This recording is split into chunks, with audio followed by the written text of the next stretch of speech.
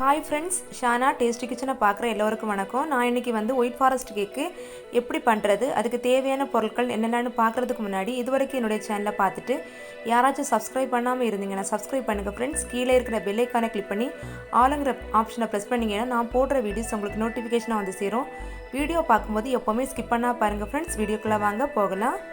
ஒரு சாஃப்டான ஸ்மூத்தான white forest கேக்கு எப்படி பண்ணுறதுன்னு பார்ப்போம்.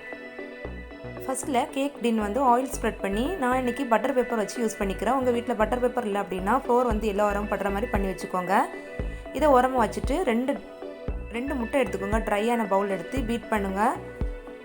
1/4 கப் சர்க்கரை சேர்த்துக்கோங்க. பிடிக்காத சர்க்கரை வந்து சேர்க்கணும். 1/4 கப்பு தான் ஃப்ரெண்ட்ஸ். நான் இன்றைக்கி வந்து 1/2 கிலோ மெஷர்மெண்ட் தான். கொஞ்சம் கொஞ்சமாக சேர்த்துக்கோங்க. சேர்த்து நல்லா பீட் பண்ணதும் 3/4 டீஸ்பூன் வெனிலா எசன்ஸ் சேர்த்துக்கிறோம். 3/4 டீஸ்பூன் வெனிலா எசன்ஸ் சேர்த்ததும் ஒரு வாட்டி கூட பீட் பண்ணிக்கோங்க. இந்த டைமில் நம்ம ஃப்ளோர் வந்து அரிச்சிக்க போகிறோம். 1/2 கப் வந்து மைதா, 1/4 கப் பால் பவுடர் சேர்த்துக்கிறேன்.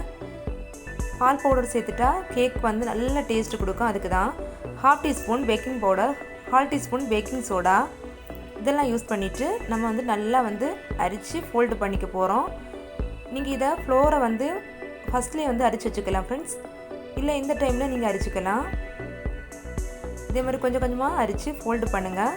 ஃபோல்டு பண்ணதும் 2 டீஸ்பூன் பால் வந்து சேர்த்துக்கிறேன். சூடு பால் தான் ஃப்ரெண்ட்ஸ். இதையும் நல்லா மிக்ஸ் பண்ணிக்கோங்க. ஒன்று ரைட் சைடு இல்லை லெஃப்ட் சைடு ஃப்ரெண்ட்ஸ். நெக்ஸ்ட்டு நான் இன்றைக்கி பட்டர் சேர்த்துக்கிறேன். பட்டர் மெல்ட் பண்ணி 2 டீஸ்பூன் சேர்த்துக்கிறேன். பட்டர் இல்லை அப்படின்னா எண்ணெய் கூட சேர்த்துக்கலாம். பட்டர் சேர்த்துட்டிங்க அப்படின்னா கேக் வந்து இன்னும் டேஸ்ட்டு கொடுக்கும். அதுக்கு தான் நான் பட்டர் சேர்த்துட்டேன் இன்றைக்கி. இதே மாதிரி நல்லா மிக்ஸ் பண்ணி நம்முடைய கேக் பேட்டர் ரெடி பண்ணி வச்சுக்கோங்க. கேக் பேட்டர் ரெடி ஆகிடுச்சு. கேக் டின்னில் வந்து சேர்த்துக்க போகிறோம். நல்லா தட்டி விட்டுட்டு குச்சியை கம்பியை வச்சு கிளறி விட்டுக்கோங்க. ஏர் பபிள்ஸ் இருந்துச்சுன்னா எல்லாம் மேலே வந்துடும். ஒரு வாட்டி கூட தட்டி விட்டுக்கோங்க. குக்கரில் வந்து நான் ஸ்டவ் பற்ற வச்சுக்க முன்னாடி வச்சாச்சு. இது ஹை ஸ்பீடில் 10 மினிட்ஸ் வச்சுட்டு சிம்மில் குறைச்சி வச்சுக்கோங்க. 45 மினிட்ஸ் ஆனதும் நீங்கள் வந்து ஓப்பன் பண்ணி பாருங்கள். அதுக்கு முன்னாடி ஓப்பன் பண்ணாதீங்க. நம்ம கேக்கு ரெடி ஆச்சா அப்படின்னு பார்ப்போம். கேக் வந்துச்சா அப்படின்னு பார்ப்போம் ஃப்ரெண்ட்ஸ். நான் குச்சியை கம்பி வச்சு குத்தி பார்த்துட்டேன். கேக் வந்தாச்சு. இதை வந்து உடனே எடுத்து வெளியில் வச்சுக்கோங்க ஆற வைக்கிறதுக்காக. இந்த டைமில் க்ரீம் வந்து செஞ்சுக்க போகிறோம். நான் இன்றைக்கி விப்பிங் க்ரீம் பவுடர் வந்து 50 கிராம் எடுத்துக்கிறேன். 50 கிராம் வந்து பொடிச்சு சர்க்கரை சேர்த்துக்கிறேன். ஃபைனாக மிக்ஸி ஜாரில் நல்லா பொடிச்சு வச்சுக்கோங்க. 100 ml பால் சேர்த்துக்கிறேன். காய்ச்சாத பால் தான் ஃப்ரெண்ட்ஸ். நம்ம வந்து சூடு பால் இல்லை, கூலிங் பால் தான் சேர்த்துக்கணும். 1/2 டீஸ்பூன் வெனிலா எசன்ஸ் சேர்த்து நல்லா வந்து பீட் பண்ணி ஸ்டிஃப் ஆனதும் ஸ்டாப் பண்ணிக்க போகிறோம். 45 மினிட்ஸ் ஃப்ரீசரில் வச்சுக்கோங்க. இந்த டைமில் கேக்கை கட் பண்ணி நம்ம வந்து ஐசிங் பண்ணிக்க போகிறோம்.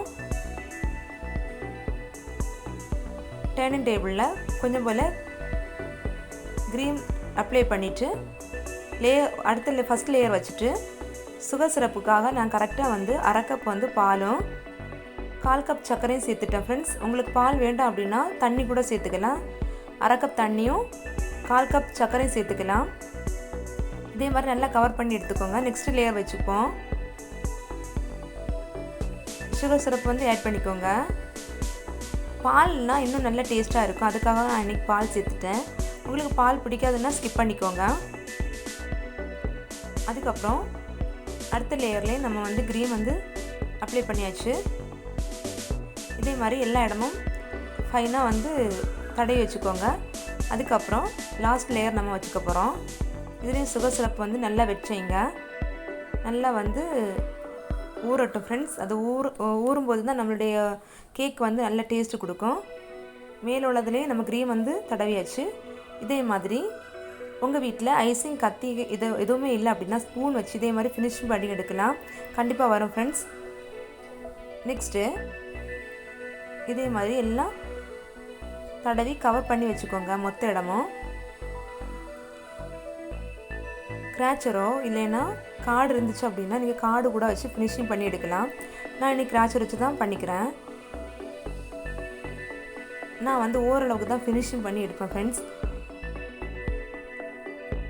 ஏன்னா நம்ம வந்து ஒயிட் சாக்லேட் எல்லாம் போட போகிறனால ஃபினிஷிங் பண்ணி எடுக்கும்போது மேலே வந்து நம்ம ஓரளவு போதும் ஃப்ரெண்ட்ஸ். நான் இனி வேறு ஒரு பாத்திரத்துக்கு மாற்றி வைக்க போகிறேன்.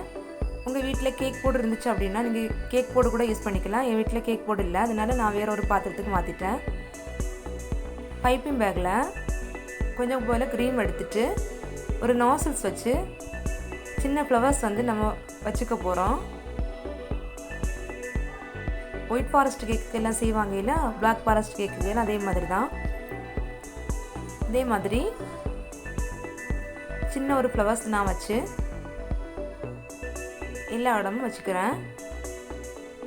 நான் கொஞ்சம் போல் ஒயிட் சாக்லேட் வந்து திருவி வச்சுருக்கேன். அதை வந்து டெக்கரேட்டுக்காக நான் மேலே கொடுக்குறேன் ஃப்ரெண்ட்ஸ். நம்ம வந்து சைட்லேயே வந்து எல்லா இடமும் கொஞ்சம் பட்டுற மாதிரி பண்ணி வச்சுக்கோங்க. அதுக்கப்புறம் செரி பழம் வந்து யூஸ் பண்ணிக்கலாம். நான் வித்தியாசமாக சாக்லேட் பால்ஸ் வந்து நான் வந்து சேர்த்துக்கிறேன். ஒவ்வொன்றா வச்சுக்கிறேன் எல்லா ஃப்ளவர்ஸ்லேயும். உங்கள் வீட்டில் செரி பழம் இருந்துச்சு அப்படின்னா செரி பழம் கூட வச்சுக்கலாம். இது வந்து நான் சாக்லேட் பால்ஸ் தான் இன்றைக்கி எங்கள் வீட்டில் இருந்துச்சு, அதனால அதை வச்சுக்கிறேன். என்னுடைய குட்டி பையன் வந்து நடுவில் வைக்கணும் அப்படின்னு ஆசைப்பட்டான், அதுக்காக நான் அவன்கிட்ட நடுவில் வைக்கிறான். பார்த்திங்களா, நம்முடைய கேக் வந்து ரெடி ஆகிடுச்சு.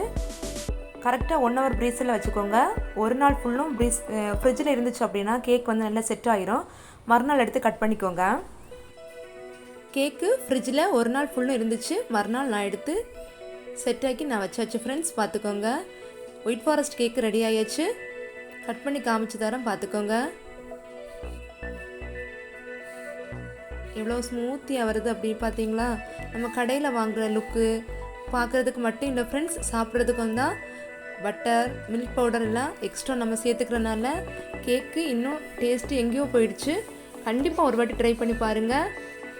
இந்த வீடியோ உங்களுக்கு பிடிச்சிருந்துச்சுன்னா லைக் பண்ணுங்கள், கமெண்ட் பண்ணுங்கள், உங்கள் ஃப்ரெண்ட்ஸ் அண்ட் ஃபேமிலிக்கு ஷேர் பண்ணுங்கள் ஃப்ரெண்ட்ஸ். இன்னொரு வீடியோவில் நான் உங்களை சந்திக்கிறேன். அது வரைக்கும் பாய், டேக் கேர்.